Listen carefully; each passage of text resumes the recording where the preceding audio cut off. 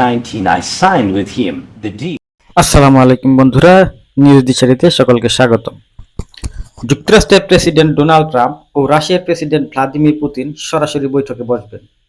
15 August যুক্তরাষ্ট্রের Alaska অঙ্গরাজ্যে এই বৈঠক অনুষ্ঠিত হবে। সেখানে রাশিয়া ইউক্রেন যুদ্ধ বন্ধের লক্ষ্যে আলাপ করবেন শীর্ষ এই নেতারা।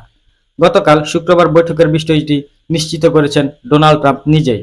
2022 সালের ফেব্রুয়ারি থেকে রাশিয়া ও ইউক্রেনের মধ্যে যুদ্ধ চলছে।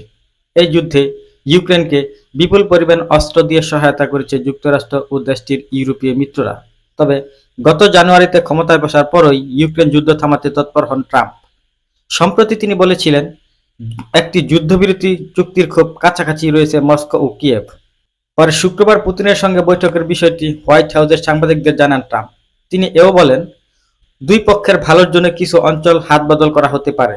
বর্তমানে ইউক্রেনের লুহান্স্ক, দোনেস্ক, জাপোরিজিয়া ও খেরসন অঞ্চলের বড় অংশ রুশ বাহিনীর দখলে রয়েছে। পুতিন বরাবরই বলে আসছেন, যুদ্ধবিরতি চুক্তির জন্য এই অঞ্চলগুলোর দাবি ছাড়তে হবে ইউক্রেনের। একটি বিবৃতিতে ট্রাম্পের সঙ্গে বৈঠকের বিষয়টি নিশ্চিত করেছেন ক্রেমলিনও। বিবৃতিতে রুশ প্রেসিডেন্টের সহকারী ইউরি উশাকভ বলেছেন, ইউক্রেন সংকটের দীর্ঘমেয়াদী সমাধানের জন্য বিভিন্ন উপায় নিয়ে আলোচনার উপর জোর দেবেন ট্রাম্প এবং পুতিন। এটি অবশ্যই একটি চ্যালেঞ্জিং প্রক্রিয়া, তবে এই আলোচনায় দুই পক্ষ সক্রিয়ভাবে এবং আগ্রহের সঙ্গে আলোচনা করবে।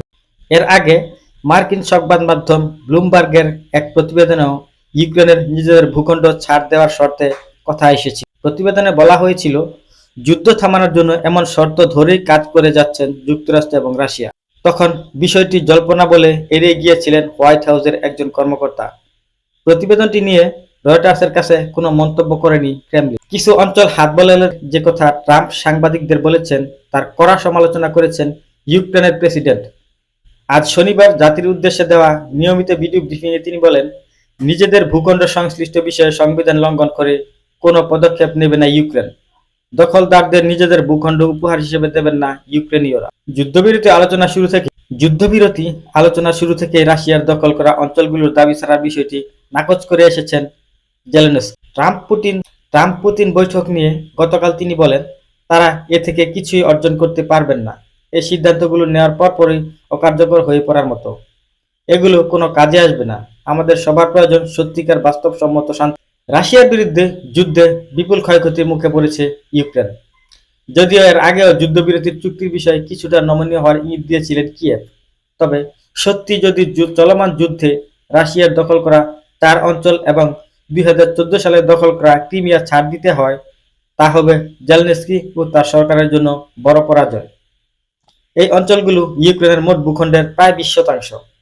নিজেদের ভূখণ্ড ছাড় দেওয়ার বিষয়টি ইউক্রেনীয়রা প্রত্যাখ্যান করবেন বলে মনে করেন যুক্তরাষ্ট্র ভিত্তিক গবেষণা প্রতিষ্ঠান আটলান্টিক কাউন্সিলের গবেষণা টাইসন বার্কার। একই সঙ্গে সব পক্ষের অংশগ্রহণে আলোচনার মাধ্যমে একটি সমাধানের পথ নিয়ে নিজেদের শর্তের বিষয়ে অটল থাকা।